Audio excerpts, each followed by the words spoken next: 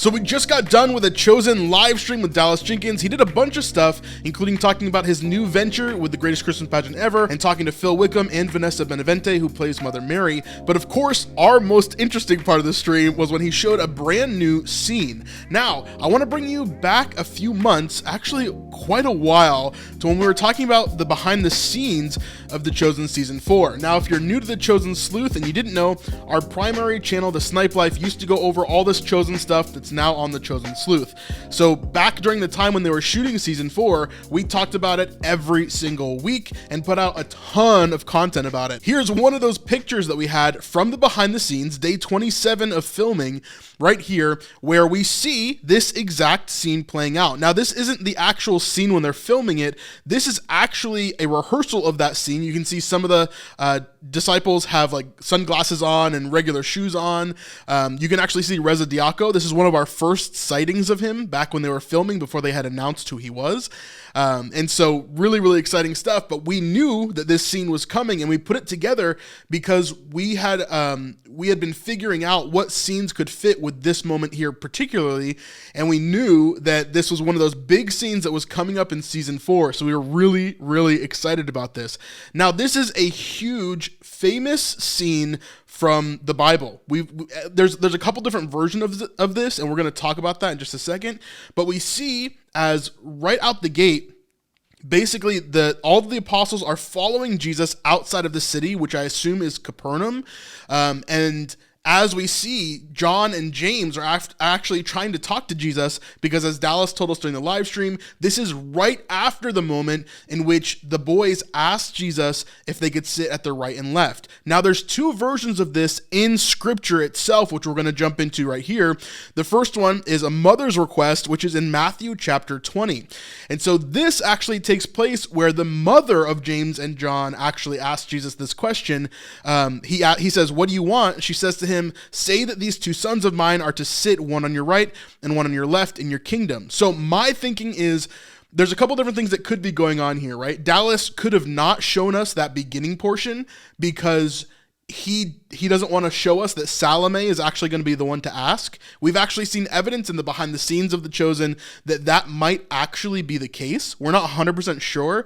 Now, he said particularly that James and John asked, so maybe it's an amalgamation of the two, or he left Salome out in order for her not to be offended by Jesus's response to it, that it would just be his students that he's kind of reprimanding and not the mother herself. But it is interesting because in Matthew chapter 20, we see that it's their mother that asks, and then he kind of goes into this, are you able to drink the cup that I drink or have the baptism that I am baptized with? But we see in other versions, such as Mark chapter 10, that it is the boys who ask here. And so we see the request of James and John. And James and John, the sons of Zebedee, came up to him and said to him, "Teacher, we want you to do for us whatever we ask of you." And he said to them, "What do you want me to do for you?" And they said to him, "Grant us to sit one at your right and one at your left in your glory." Jesus said to them, "You do not know what you're asking. Are you able to drink the cup that I drink or to be baptized with the baptism in which I am baptized?" And so we see this play out right here where John is asking like, "Hey, what's wrong? Like, what did I ask wrong?" and Jesus is like, Can you really think that you can drink the cup that I am to drink? You think that you can be baptized with the baptism in which I am baptized? Meaning, can you do the things that I am meant to do, right? Can you live the life that I am meant to live? Can you endure the hardships that are going to be put on me, right?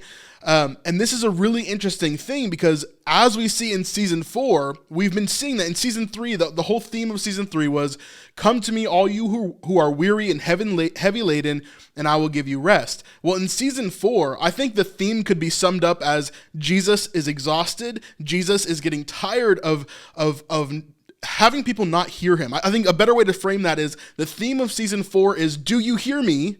And the answer is no.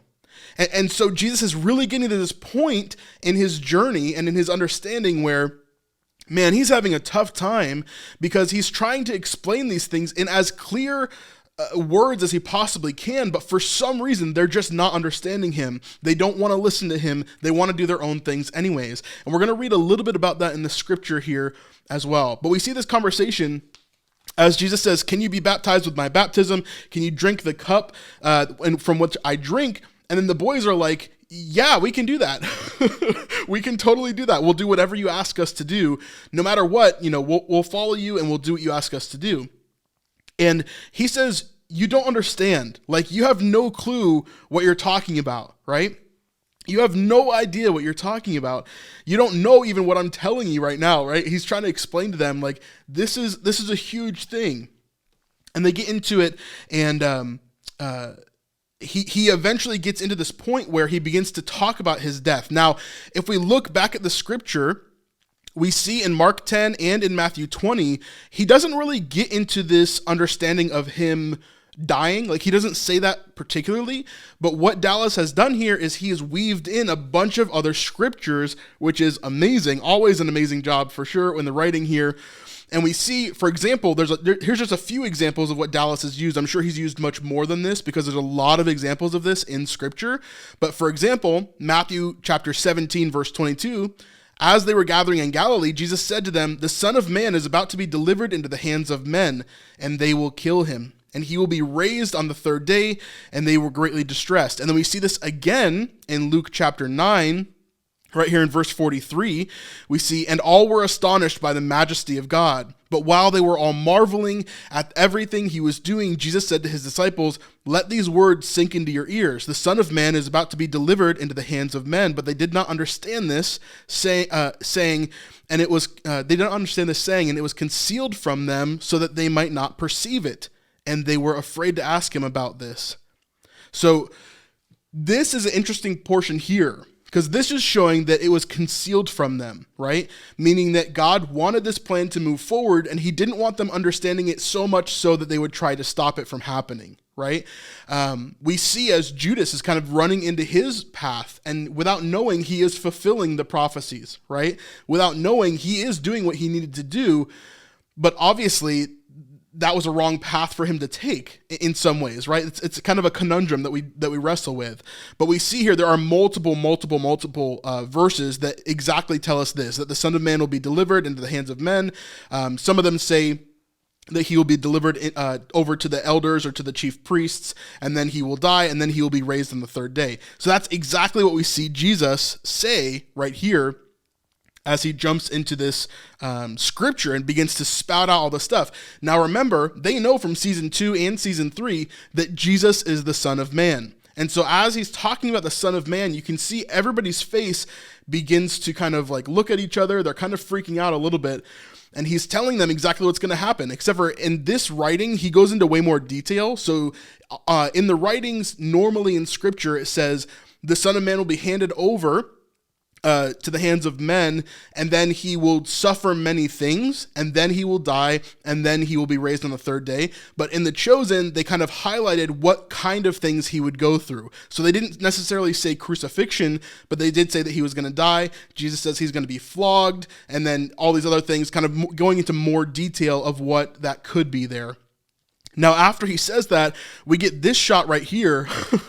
Let me zoom out a little bit. We get this shot right here, where all of them are kind of freaking out a little bit, mostly Andrew. Now remember, Andrew in The Chosen, this is a huge portion of what we know him is this anxiety that he has, right? He has this really strong anxiety, and on top of that, in season 4, he has just gone through the death of John the Baptist as well.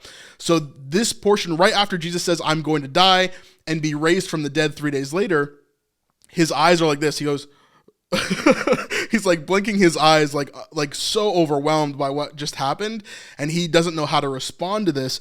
It's really, really interesting. I love the way that they're highlighting Andrew specifically. They're so smart in that character development. Then John asks the question, "Who are you talking about?" Because in his mind, he says, "Oh, the Son of Man, you're talking about yourself. You're saying that you're going to die." He's starting to get it a little bit. And then Matthew, right after that, says, "I thought you were the Son of Man." Because he's in disbelief that Jesus would talk about his own death like this. Really, really interesting stuff. Then Jesus goes into this section of scripture right here, where he talks about, "You will be baptized with the baptism that I am baptized with. But to sit at my right hand or my left is not mine to grant, but it is for those whom it has been prepared." And again, this is another way of saying it in chapter 20 here. You will drink the cup, you will drink my cup, but to sit at my right hand and my left is not mine to grant, but it is for those who has been prepared by my Father. And when the 10 heard it, they were indignant at the two brothers. But Jesus called them to him and said, you know the rulers of the Gentiles. We're going to get into that in just a second. But we see as the scene continues here, we've got John, he asks, who are you talking about? And then we see as Matthew says, I thought you were the Son of Man. Then this is really interesting. Jesus goes into you will be baptized with the baptism that I am baptized with. You will drink of the cup that I drink. Then he goes into, then Nathanael says after this, he basically says, how dare you ask this question to James and to John? So rude of you to do this, right? How dare you ask if you could sit at the left and right in front of all of us? Like, how arrogant can you be? And then Judas kind of chimes in as well and says the same thing. John and James look back and they kind of reprimand them a little bit and they start to get in this small argument. But then Simon Peter also chimes in and he says, yeah, why would you be focused on this, on your high status and all these different things? And they look over to him and they say, who are you to talk? Now, this is a big deal because we haven't known exactly where Peter's name change is going to take place. We did know that it was before episode 4, which is this episode right here, because previously we've looked at the episode with little James and Thaddeus and Jesus as they're kind of crying together. That was in episode 4 as well. And we also heard Simon be called Peter in that episode too. But here, James and John look at Simon Peter and they say, who are you to talk, after what he gave you, essentially. And then he's like, it wasn't me. I didn't choose it. He gave it to me, right? And then they say, you don't even know what rock means, meaning that Peter already has his name by episode 4. So finally, we're not going to have two Simons anymore. We're going to have Simon and then Peter. And I think they're still going to call him Z. That's what they call him forever. And even in the messengers, they still call him Z. So Simon the Zealot will most likely just still be called Z there. Looking at my notes real fast. I'm trying to do this as quick as possible. Then right after this, of course, Jesus gets really upset. He yells, stop, and then he turns around and kind of composes himself for a second. This is a really interesting portion, right? Like I said, if the theme of season 4 is, do you hear what I'm saying? And the answer is no.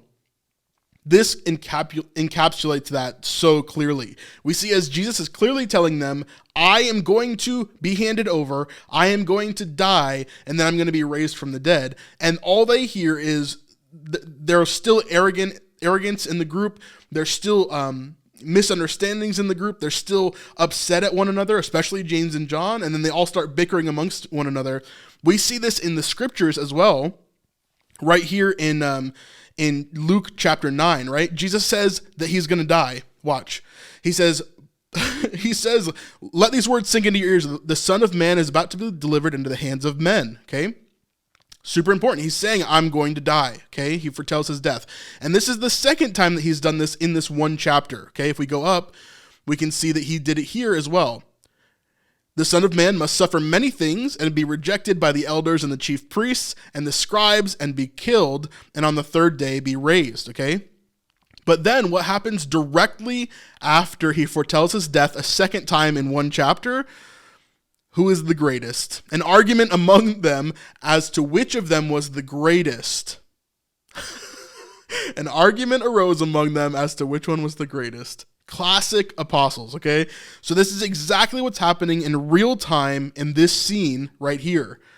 Jesus has just told them, I am going to die. I am going to be flogged. I'm going to be beaten. I'm going to be handed over to the Gentiles. I'm going to be handed over to the priests first, and then the Gentiles, and then I'm going to be beaten, and then I'm going to be killed, and then I'm going to raise from the dead. And then immediately after that, they begin to argue amongst themselves again, saying how James and John were wrong and how they shouldn't have done this and how blah, blah, blah, blah, blah, right? It's just so classic for the apostles here. So we see Jesus yell stop in this scene. He turns around, he kind of gathers himself, and then he goes into, you think like the Gentiles. Again, this is coming back to the scripture in which we had seen here in Matthew 20, I believe. Yeah.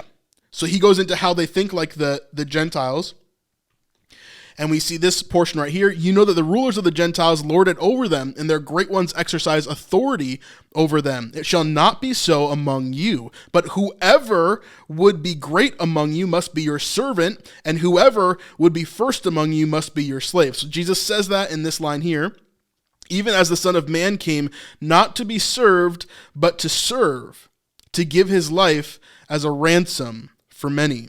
And so we see Jesus yelling that to them there, and they still don't understand. He says that last line there. He says, to give his life as a ransom for many.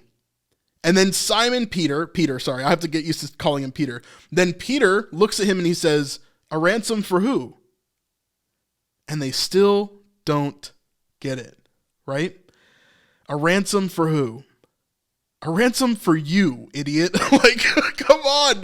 Like, why don't you understand, you know? Like, a ransom for everybody that you see around you. A ransom for many, right? A ransom for all. It's like, man, they still don't get it. And then Simon Z follows that up, showing that he doesn't understand either, saying, who's being held hostage?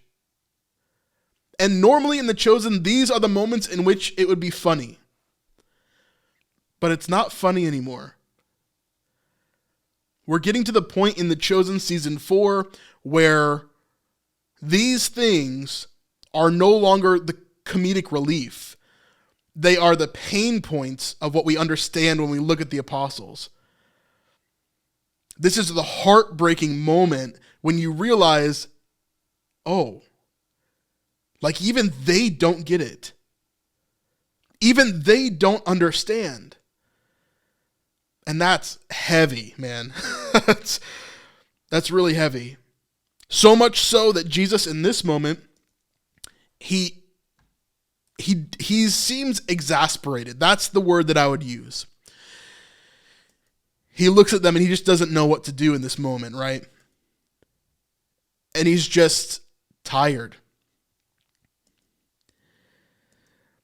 And here at the end, right here, Simon asked that. Then Simon Z says, who's being held hostage? Then here at the end, he just takes a breath and he kind of gives up. He kind of gives up on explaining what's going to be happening. He kind of gives up on telling them exactly what's going to be coming in the future. He takes a moment, takes a breath, and then he tells them to go to Jerusalem and he'll catch up with them later. They start to argue with him for a second. Simon Z says, I'll stay with you. I'll come with you. And he says, no, I said what I said. You need to go to Jerusalem and I'll catch you there, basically. And then we see as John tries to kind of chime in here, he says the same thing, kind of backs up. And then as they all leave, you see this moment where tears begin to fill his eyes and he's looking to the Father because he knows what's to come, right? And he knows that in the end, he's going to be alone. And all of these guys are going to run away from him. All of these guys are going to be going into hiding. It's going to be a really tough time. Peter, in particular, is going to deny him 3 times. It's really, really heavy. This is the kind of stuff that we're going to be seeing in season 4. It's no longer this easy kind of understanding of what's coming. It's no longer this easy kind of, oh, that's a cool part of the Bible. I'm so glad we get to see that. This is going to be hard. And I think this is the season in which people are really going to start realizing what they misunderstood about the Gospels. This is the season in which they're really going to start leaning into some of the really, really heavy stuff coming in and thinking to themselves, oh, I guess I never really got that, did I? Maybe I never really fully understood. Yeah, I don't know. It's going to be intense for sure. Anyway, if you like this video, leave a like and comment down below and subscribe to the channel if you haven't already. And if you want to go the furthest step and support us, you can go to our Patreon at patreon.com/thesnipelife and help us out over there. Thank you guys very much for checking out this video, and we'll see you on the next one. Peace.